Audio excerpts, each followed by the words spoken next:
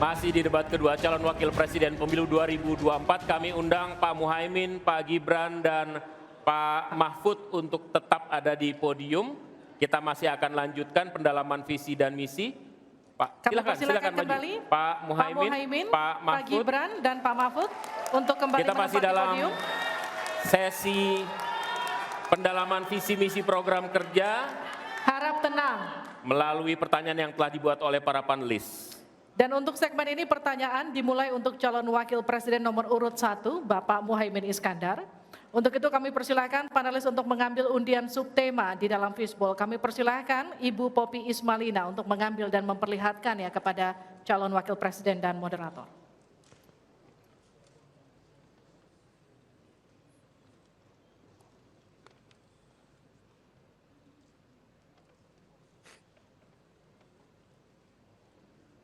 Silakan diperlihatkan. Oke. Perkotaan. Baik, selanjutnya Ibu Retno Agustina Eka Putri untuk mengundi huruf A, B, atau C.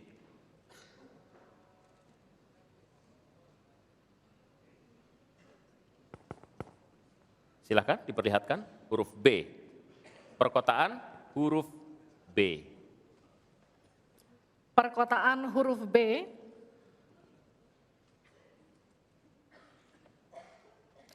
Kita akan buka amplop pertanyaan yang masih disegel. Dan kami kembali ingatkan kepada para calon wakil presiden untuk mendengarkan dengan seksama, karena kami hanya akan membacakan pertanyaan satu kali. Pertanyaan untuk calon wakil presiden nomor urut 1, Bapak Muhaimin Iskandar. Dengan subtema perkotaan. 56% penduduk Indonesia tinggal di perkotaan dan mencapai lebih dari 70% di tahun 2045. Permasalahan akan semakin kompleks, seperti transportasi publik, sampah, dan kawasan kumuh. Pertanyaannya, bagaimana strategi paslon menyiapkan instrumen fiskal khusus untuk mengatasi masalah tersebut? Waktu Bapak untuk menjawab 2 menit. Kita mulai ketika Bapak mulai berbicara. Silakan. Terima kasih. Perkotaan ini menjadi kebutuhan untuk terus menjadi bagian dari pembangunan nasional kita. Di antara kebutuhan pokok dari perkotaan ini adalah infrastruktur yang memadai. Dan dalam kerangka agar tidak terjadi penumpukan penduduk di dalam satu perkotaan, maka pembangunan perkotaan harus dibikin merata di berbagai tempat. Kami memiliki satu tekad bahwa di dalam pemerintahan yang akan datang minimal harus dibangun 40 kota baru yang selevel dengan Jakarta.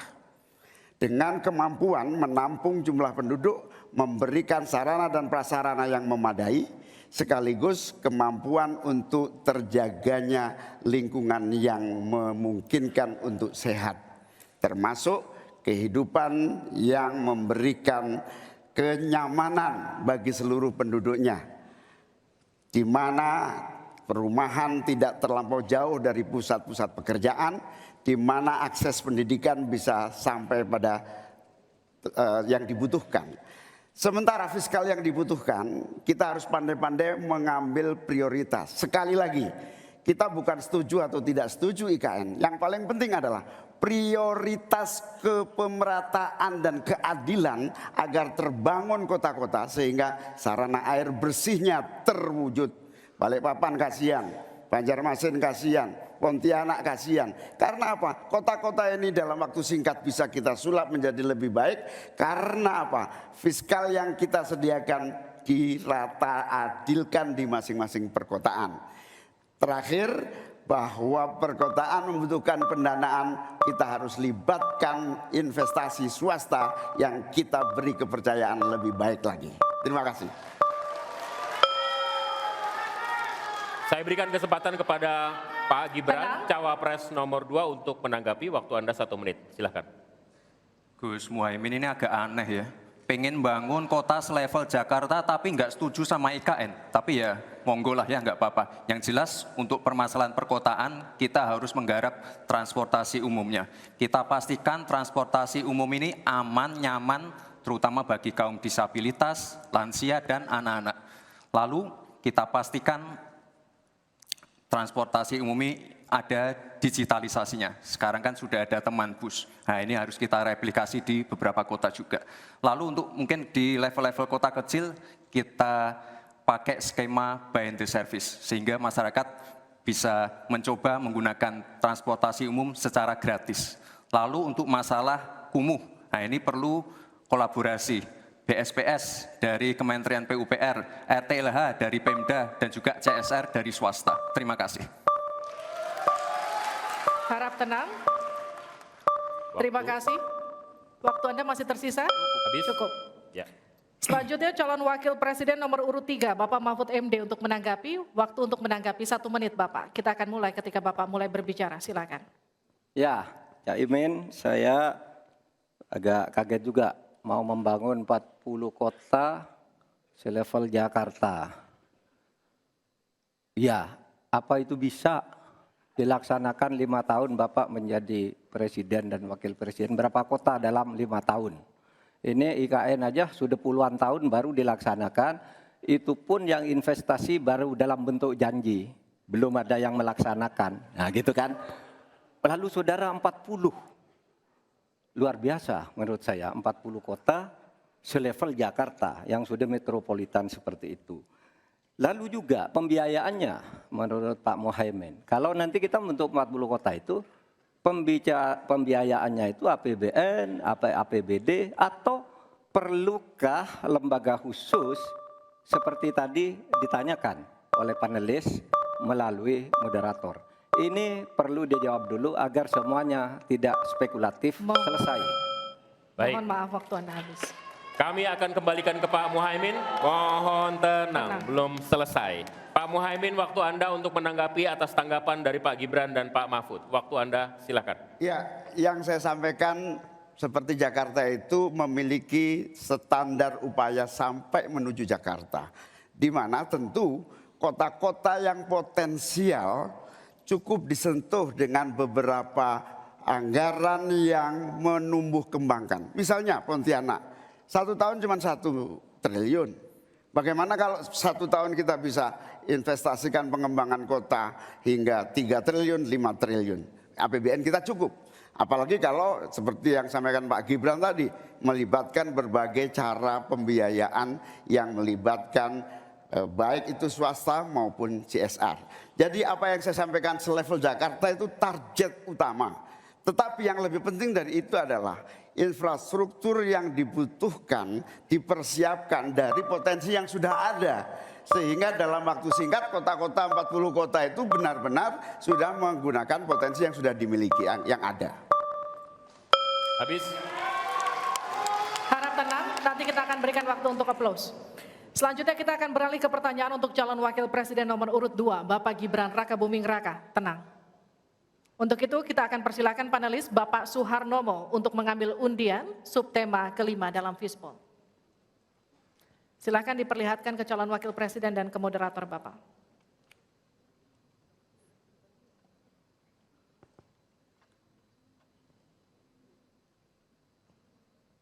Infrastruktur. Pak Tauhid Ahmad, kami undang untuk mengundi huruf A, B, atau C. C.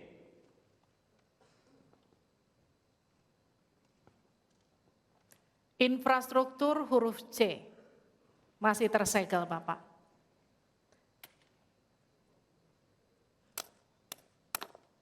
Mohon didengarkan dengan seksama karena kami hanya akan membacakan 1 kali.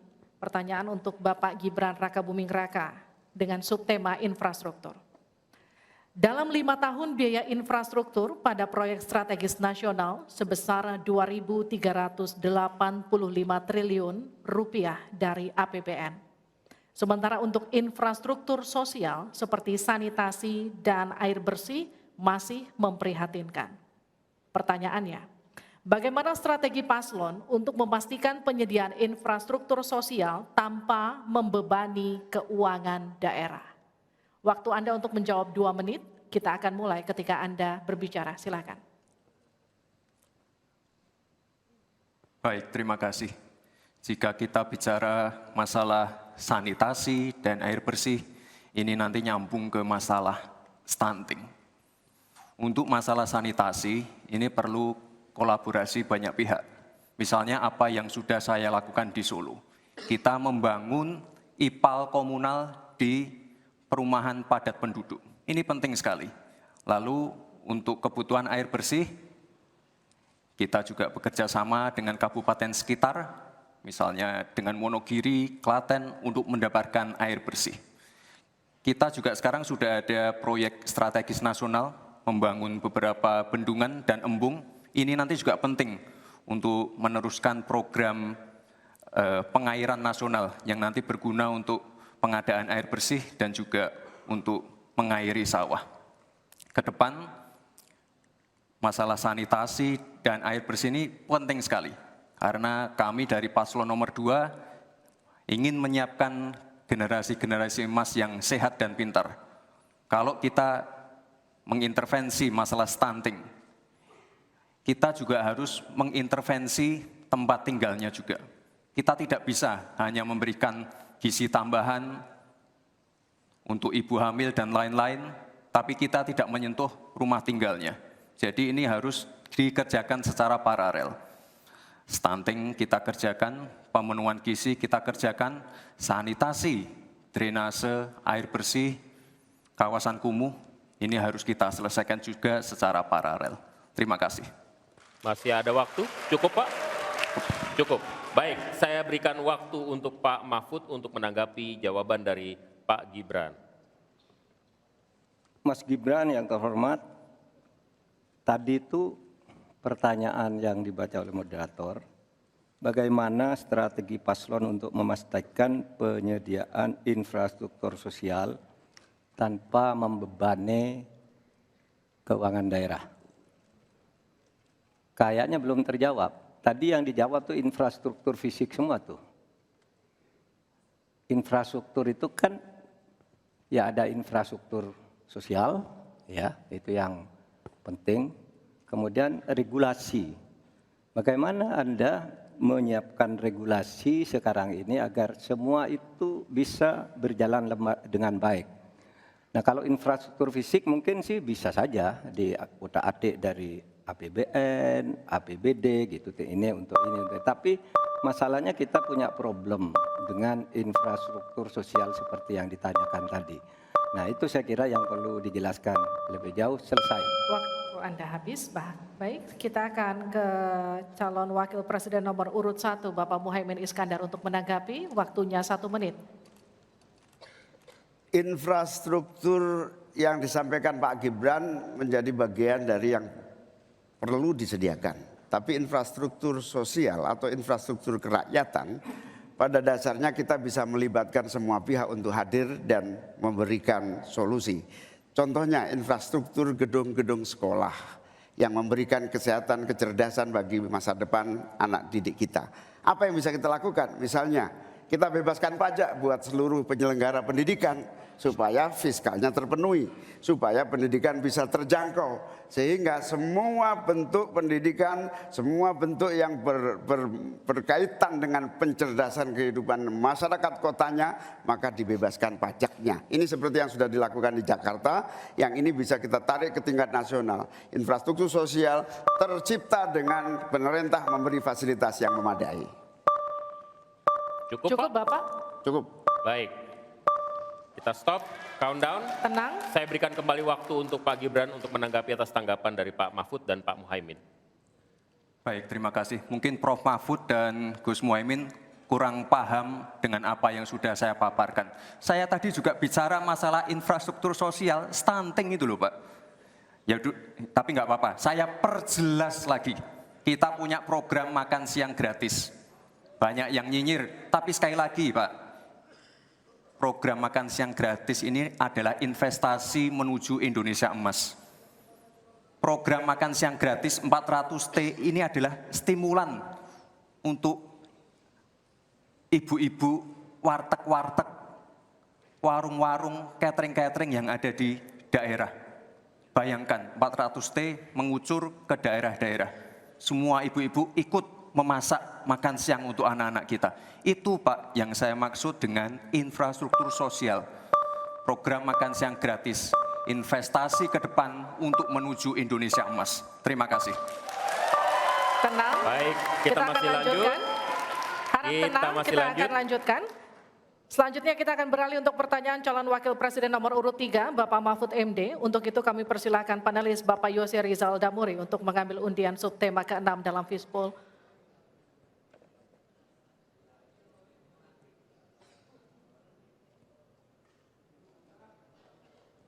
Silakan diperlihatkan ke calon wakil presiden dan ke moderator.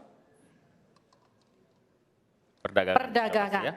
Dan Bapak Aditya Wardono untuk membantu kita mengundi huruf A, B, atau C.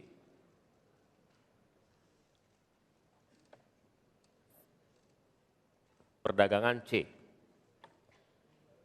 Terima kasih. Perdagangan huruf C, Pak Mahfud, masih tersegel.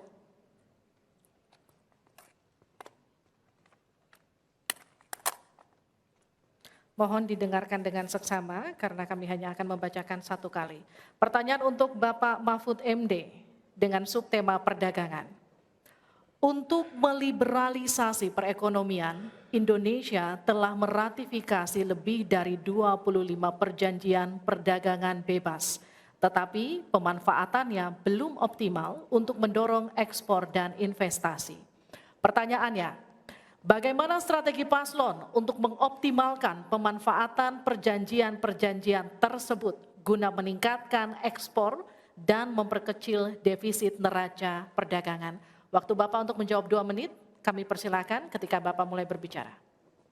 Baik, menurut saya untuk mengoptimalkan pemanfaatan perjanjian-perjanjian, saudara sekalian, saya dan Mas Ganjar kebetulan Ganjar Mahfud ini sudah berdiskusi lama tentang ini. Sekurang-kurangnya ada 3 hal yang menjadi strategi kami. Pertama, mengutamakan diplomasi ekonomi.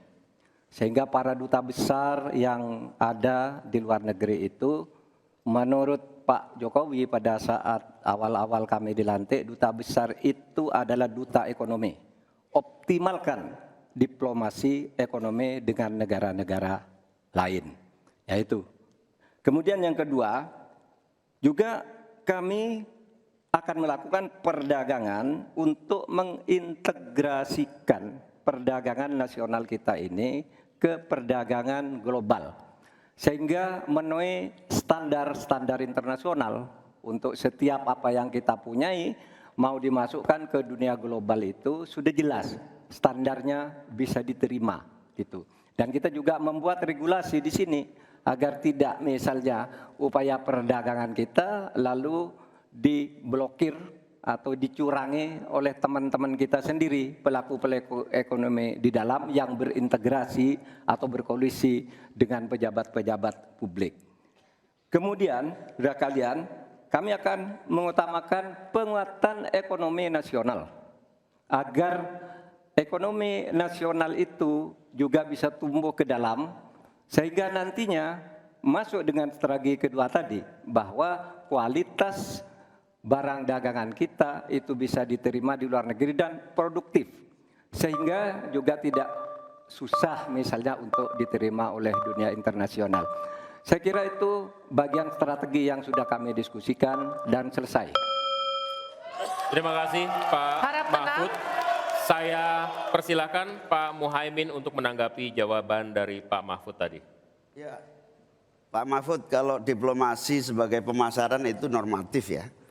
Ini sudah menjadi pengetahuan umum. Yang paling penting itu adalah bagaimana nyelepet para diplomat berubah wajah menjadi pemasar-pemasar yang tangguh. Diplomasi pemasaran yang ekspansif itu tidak kita miliki. Karena memang seluruh cara kerja diplomasi kita masih politik dan sangat normatif. Yang kedua, kita bisa hadir di dalam dunia perdagangan global kalau kualitas produksi dalam negeri kita juga punya standar yang baik. Saya sampai hari ini sangat prihatin. Kita tidak ada satupun yang terus mengupgrade secara masif kualitas dan standar. Semuanya kayak dibiarkan tumbuh sendiri-sendiri gitu. Tidak ada satu gerakan yang lebih terstruktur baik dari Menteri Perdagangan, Menteri Koperasi UKM dalam satu gerakan meningkatkan kualitas berstandar internasional. Cukup Bapak? Harap tenang. Selanjutnya kita akan ke calon wakil presiden nomor urut 2, Bapak Gibran Raka Buming Raka untuk menanggapi. Waktunya 1 menit, silahkan. Baik, terima kasih. Paslon nomor 1 dan 3 sudah bicara masalah diplomasi. Saya akan memberikan solusi yang konkret aja, paling konkret. Hilirisasi. Kita jangan mau lagi mengirim barang mentah. Kita harus mampu meningkatkan nilai tambah dalam negeri. Saya kasih contoh nikel. Dulu sebelum ada hilirisasi, kita ekspor hanya 3 miliar US dollars. Sekarang setelah hilirisasi bisa menjadi 33 miliar US dollars. Ini saya baru bicara masalah nikel loh Pak. Belum bicara masalah tembaga, boksit, timah, dan lain-lain. Konkret, jelas, singkat, padat, jelas. Terima kasih. Waktu Anda masih tersisa? Cukup? Cukup Bapak? Cukup. Baik. Baik. Kami kembalikan ke Pak Mahfud untuk menanggapi. Ya. Baik, terima kasih. Ini masalah diplomasi. Diplomasi Harap itu tenang. normatif. Mohon Nah, tenang. Sebenarnya, saudara sekalian, kalau diplomasinya selama tidak jalan, saya kira sistem rekrutmen diplomat sekarang ini harus ditinjau ulang. Dulu-dulu diplomat-diplomat kita tuh bagus. Ya, sekarang ini kadang-kala ada titipan dari partai. Kalau belum dari partai belum masuk, itu tidak disahkan. Di DPR partai ini belum masuk. Nah, sesudah bertugas tidak jelas. Dia tidak ngerti, tidak punya pengertian dasar-dasar diplomasi. Sehingga kalau saya diberi kewenangan, nanti diplomasi ini diatur kembalilah rekrutmennya itu. Betul-betul orang yang memenuhi syarat. Nah, soal hilirisasi itu sudah masuk sebenarnya Mas Gibran. Saya tadi kan bicara soal penguatan ketahanan ekonomi nasional. Itu di dalamnya memang sudah ada hilirisasi dan industrialisasi yang aman lingkungan. Itu selesai. Terima kasih, kita berikan apresiasi untuk ketiga calon wakil presiden kita di pemilu 2024. Dan kami persilakan para calon wakil presiden untuk kembali ke tempat duduk masing-masing. Silakan Bapak.